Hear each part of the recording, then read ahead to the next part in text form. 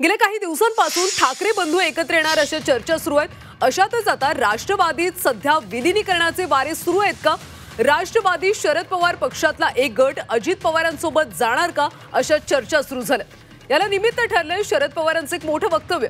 आमच्या पक्षातल्या एका गटाला अजित पवारांसोबत जावं वाटतंय असं वक्तव्य शरद पवारांनी केलंय। एका इंग्रजी दैनिकाला दिलेल्या मुलाखतीत शरद पवारांनी याबाबतची माहिती दिली।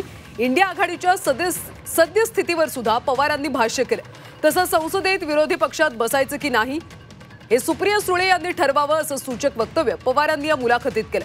पवारांच्या वक्तव्यामुळे राष्ट्रवादी काँग्रेसमध्ये विलीनीकरणाचे वारे सुरू झालेत का अशा चर्चा रंगल्या।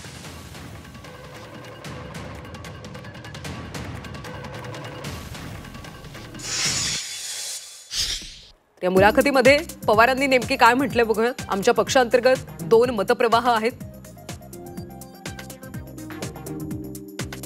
एका गटाला वाटतं की आम्ही एकत्र यावं। अजित पवारांसोबत जावं असं एका गटाला वाटतं। एका गटाला वाटतं की भाजप सोबत जाऊ नये। इंडिया आघाडी सध्या सक्रिय नाहीये। विरोधी पक्षात बसायचं की नाही हे सुप्रिया सुळे यांनी ठरवावं।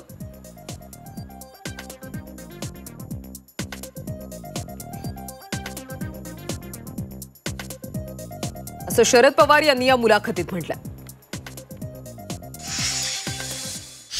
असं आहे की माननीय शरद पवार साहेबांनी जे काही वृत्तपत्राला जे त्यांनी इंटरव्ह्यूमध्ये जे स्टेटमेंट दिलं ते ठीक आहे। काही कार्यकर्त्यांनी आपली इच्छा व्यक्त केली असू शकते म्हणून त्यांनी तसं स्टेटमेंट दिलं असेल।